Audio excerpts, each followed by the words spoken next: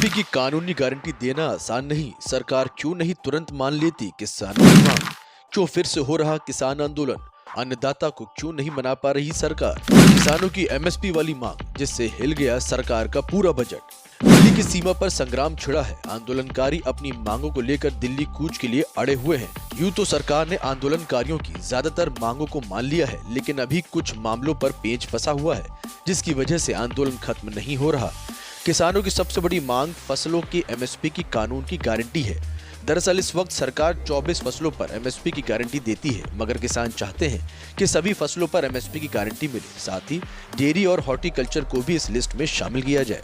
बता दें कि इन सभी प्रोडक्ट्स की मार्केट में कीमत करीबन 40 लाख करोड़ है। अगर सरकार सब पर एमएसपी की गारंटी देगी तो सालाना 40 लाख करोड़ का बोझ बढ़ेगा।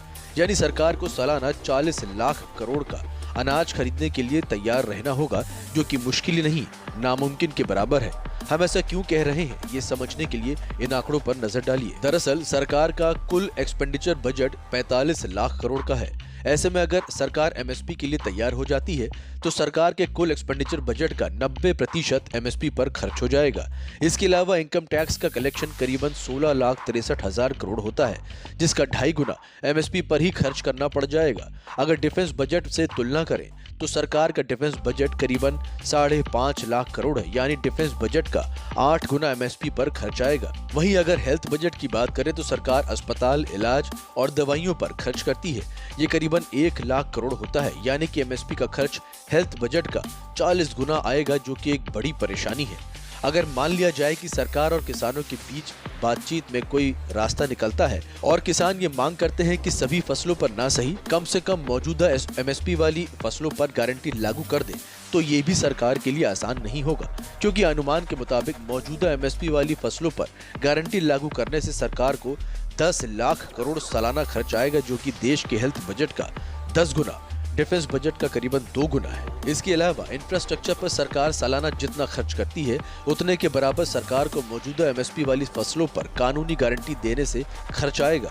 यानी सरकार के लिए ये भी लागू करना आसान नहीं होगा, क्योंकि सवाल है कि सरकार एमएसपी से आए अतिरिक्त खर्च कैसे डिफेंस और बजट में कैसे कटौती करेगी, या फिर हेल्थ बजट में कटौती करेगी, किस में कटौती करना पड़ेगा। अब आपको बता दें कि फिलहाल क्या स्थिति है। मौजूदा समय में सरकार 24 फसलों पर एमएसपी तय कर सकती है। इसमें से 25% फसलों को सरकार खरीद लेती है, जिस पर सरकार को करीबन 2.5 लाख करोड़ का खर्च आता है। यानी अभी अनाज खरीदने पर सरकार कुल 2.5 लाख करोड़ रुपए खर्च करती है। अगर सभी फसलों को जोड़ दिया जाए तो फिलहाल सरकार करीबन 6.25% फसल खरीद लेती है। इस हिसाब से किसानों की मांग मानने से अनाज खरीदने के सरकारी खर्च पर जमीन आसमान का अंतर आ जाएगा। सरकार का पूरा राजस्व बिगड़ जाएगा और सरकार के लिए मुश्किल हो जाएगी। यही वजह है कि केंद्र सरकार एमएसपी पर बहुत सोच समझकर फैसला करना चाहती है, इसलिए इतनी देरी हो रही है। Bureau report.